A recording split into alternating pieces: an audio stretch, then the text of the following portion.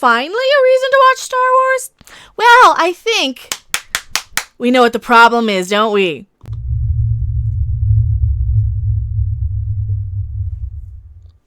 Hello, everyone. I am Mecha Random 42, the one, the only, the original, your favorite YouTube harpy. And this might be part of the problem, is that you're trying to make Star Wars for a bunch of people who don't like Star Wars. And when you do that, you lose the male customers who always liked Star Wars as a kid. I grew up in the 80s watching it when it was still Star Wars and not whatever the crap it turned into now. You know what? This probably deserves the theme music. Oh, there's a lot more to this one. We were unpacking a lot today. Like that.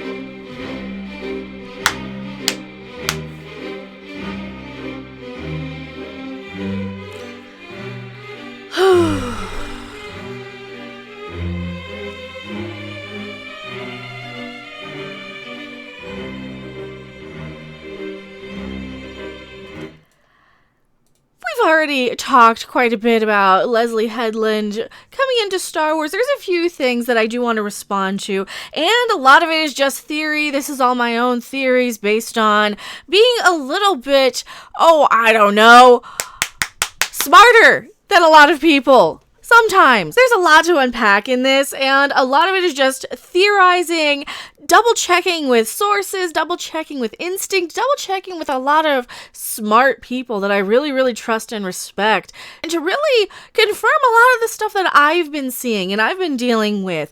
And specifically, we're going to get into the bulk of this in this most recent Bounding Into Comics article. Rumor! Top Disney executives livid over rumored female-centric Star Wars series. Well, now there is a lot to unpack in this. Now, I have noticed specifically in the past few days, a lot of people getting into these back and forth arguments, debates on Twitter, where they flat out are going in trying to prove that women did not like Star Wars before, or that women who do like Star Wars are basically the equivalent of a basement-dwelling, cousin-helping man-baby. That is part of this. Specifically, this thread where they're talking about new Star Wars series reportedly in development. Now, usually we see these sort of things on a we got this covered sort of site about some potential Marvel movie, and they're right about 50% of the time. So when Variety ran this most recent article about Leslye Headland coming in and taking over this female-centric Star Wars series, being a showrunner, it was still pretty much stated as, hey, this is a rumor. It's just they went to Variety with it instead of we got this covered or Bounding Into Comics or any of these other sites. Now, this whole thing, these people ended up blocking. This person ended up blocking me because they decided that I wasn't, I don't know, I was too pale to watch Star Wars, something like that. Don't bother them. This is what I'm seeing, though. Countless. Not Demon Scythe. He's one of ours. He's a good guy. Countless accounts just trying to attack female Star Wars fans now, prove that either we don't exist or we're unwantable, undateable, don't have boyfriends, don't have lives, sit on our butts on Twitter all day. You know, there's other stuff I would be doing right now if we weren't in the great, you know what? I am Cornholio. I need TV for my bungo. You know that.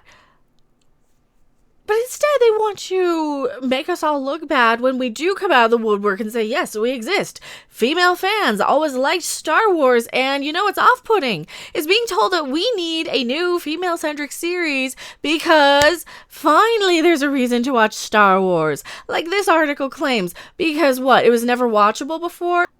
I don't know what's happening with modern Star Wars machine. The last one I saw was with Adam Driver. But what is and who is the Mandalorian? Because, you know, they like Adam Driver. They want to get giggity with Adam Driver for some reason. Why am I hearing that cute baby Yoda is actually 50 years old? At this point, there's just too many movies and offshoots and reboots to get into. Unless I'm getting Oscar Isaacs with a full beard, I simply can't be bothered. So it sounds like you just don't like Star Wars. Now, I am one of those people, I will admit it, I don't watch the Clone Wars. I can't look at that animation style. I'm not that into Ahsoka. I don't really care too much more about any female Star Wars characters because, let's face it, you know what I want in Star Wars. I want something that's a little bit more aesthetically appealing if I'm going to sit there looking at, another Star Wars movie. I've seen them all. I've seen the 9 Star Wars movies a million times. I'm not a big fan of the prequels. Say something about the motherfucking prequels, bitch. Yeah, not a big fan of them. I don't like the sequel trilogy either. They're just not good. This is the problem. Making it more female-centric, which is what they've been doing for the past 3 films, has not been working, has it? Because you're not giving us interesting stuff. You're just basically taking Star Wars and putting a chick in it and making it so that she now has all of Luke's stuff. She took his name, she took his lightsaber, she took his house. Come on. What else did she take? Is kibbles and bits? Just because you ladies are mad at Daddy and George Lucas and all the men for going out there and actually creating something that people like and making lightning in a bottle doesn't mean you have to go in and destroy it. Doesn't mean because now you're upset that you have to get off your butt and get a job and work like everybody else because your grandma got to sit at home sipping margaritas or martinis or whatever they drank back in the 1950s, just vacuuming and having Tupperware parties, and now you actually have to go out into the workforce and you're resentful of that. I get it. I'm resentful too. I'm right there with you. I'm not out there blaming men for it.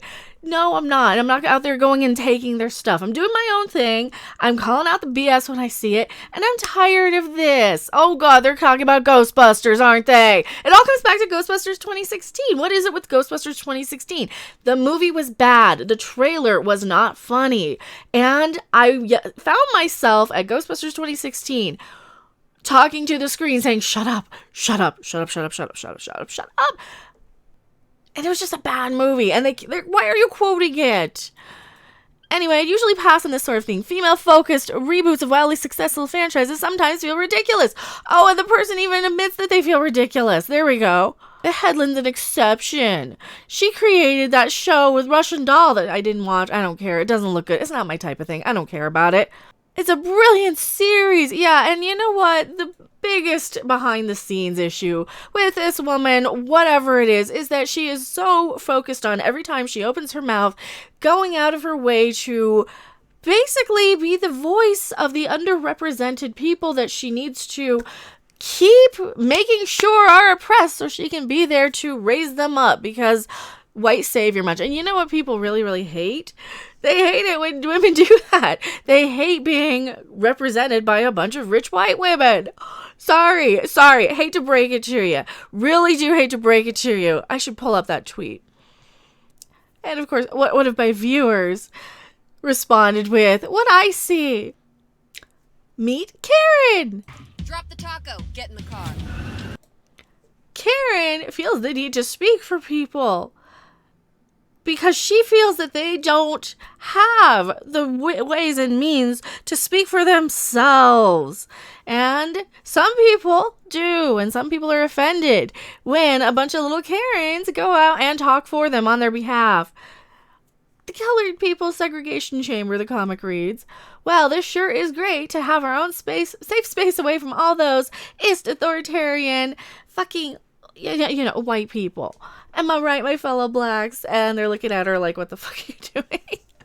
That just made me laugh because I try not to speak for people other than speaking up and saying, hey, people who work retail don't make a lot of money. So that's probably about as privileged as I try to get. If I do overstep my boundaries, please tell me. I don't actually go out and mean to offend people, obviously.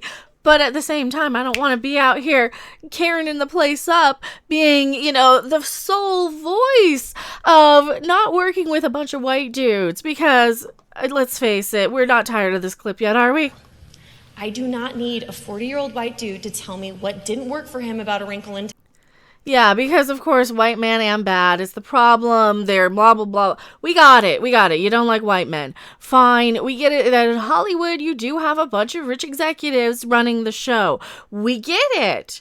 But at the same time, We're not the problem. It's the people in Hollywood that you need to be doing something about. And of course, this gets into what this article is about from Bounding into Comics. A new rumor indicates Disney's top executives Bob Iger and Bob Chapek are livid over the rumored female-centric Star Wars series from Leslye Headland, first reported by Variety. The rumor comes from WDW Pro on the Walt Disney World Magic forums.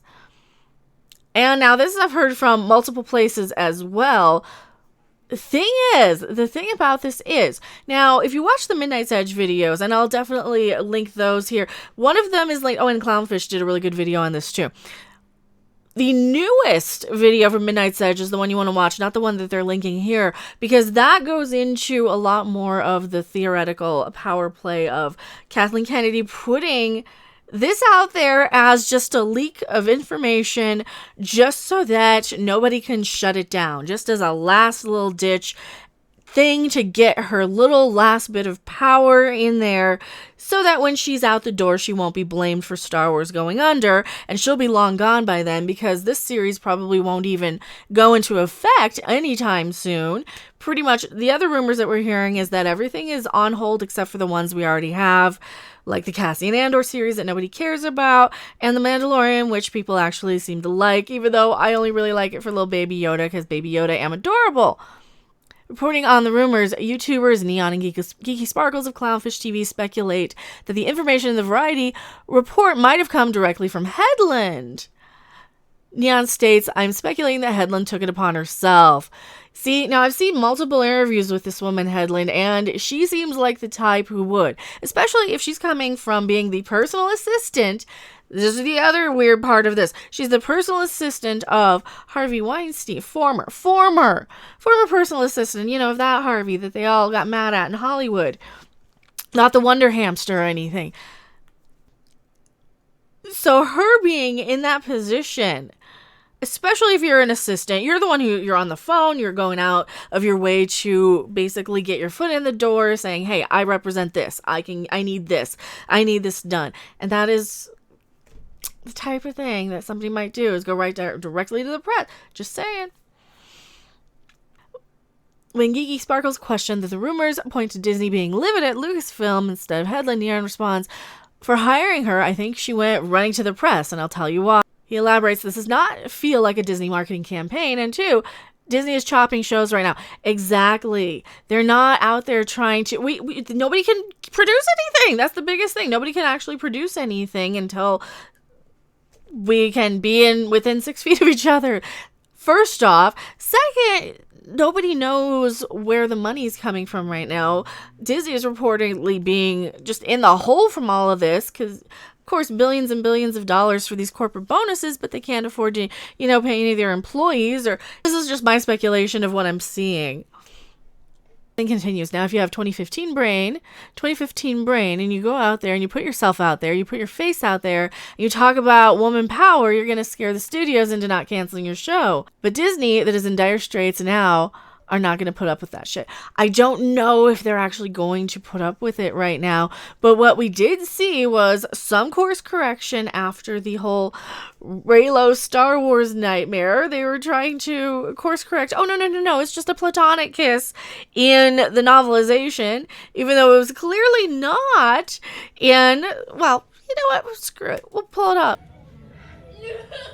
This wasn't a platonic kiss.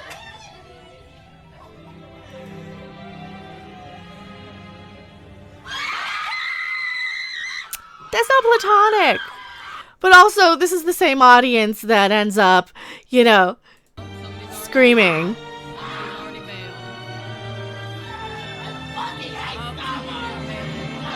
So you do have that crowd there. Later in her video, Geeky Sparkle elaborates on the idea that Variety's information came from Headland's PR people. She explains this is most likely her PR people trying to get it out there and make sure she tries to draw attention for herself and get in the media so Disney can't cancel it. But see, when you do stuff like that and you have a huge backlash of fans who did not like this in the first place. You're not going to convince anybody. Who are you going to convince? Nobody's out there investing in this stuff. Nobody is out there putting up the money for the funds of this show. Hopefully. And here we go. The Midnight's Edge also speculates that Headland's people have also provided information about the Star Wars series directly to Variety. Midnight's Edge explains to me, that was an Andre video, so definitely. Now, here's the thing about Midnight's Edge. Andre is one of the smartest people I know. And like I said in the beginning, I was definitely trying to kind of piece together the fishy stuff. There's a lot of fishy stuff here. And to announce a show like this right now, when there is no reason to, other than what? What is the reason to announce this right now? He elaborates, this kind of leaking looks to me at least more like political maneuvering than it does testing the waters on one party's ploy to get more money, which are other common reasons for news like this leaking to the trades. That's exactly it. And if you look at the original Variety article right here, let's just say they pull it up right here and there. When you look at this original Variety article, it's not coming from Disney. It's coming from rumors. It's coming from rumor mills and rumor sites.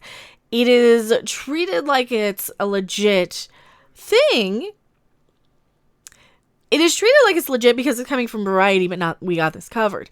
And that's one of the weird, fishy things about this one. So if you haven't watched the Midnight's Edge and Clownfish videos, definitely check those out. Now, you're here on my channel for my opinion. My opinion is that trying right now to push this, Star Wars for women Star Wars, girl Star Wars for the more female demographic is a horrible, horrible idea and a horrible move, because you have plenty of female Star Wars fans like myself and Clownfish TV. That Star Wars girl, Jessie Milestone. You have real females with real followings and real voices in this community that will slap down any rumor that, no, Star Wars, like girls who liked Star Wars in the olden days, back in the boomer times, back in the original trilogy, those girls just are undateable. Those are just basically female incels. Because that's now where it's become. It went from attacking to the old straight white dudes in basically the flame wars on Twitter. Now, I can't confirm if these are marketing accounts or people just copying what the press is saying or whatever, just trolls. We don't know if these are real, actual, legit people or whatever, but I keep seeing that same narrative, and it's the exact same thing that I see every time when there's any weird publicity thing about what Brie Larson does on screen, or in an interview, or anytime there's some Star Trek stuff. I've been going through this with many fans, but Doctor Who is another one, because, I cover all of the different types of geek stuff, and anytime something controversial happens, you see a lot of people on Twitter coming out of the woodwork, people who rarely tweet, just to go and either discredit the YouTube channels that are calling the BS on stuff, or to discredit the fans and to say, no, they're just trolls anyway. They're just toxic. They're just less than. We don't want their money anyway. We want the good money. The good money from the people who love Star Wars so much. We want their money instead.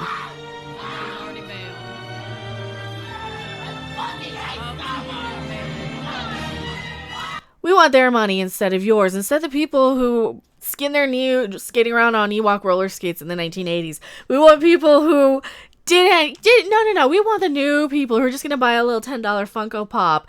And that is what's wrong with Star Wars. And you see these sort of articles that just flat out say, finally a reason to watch Star Wars.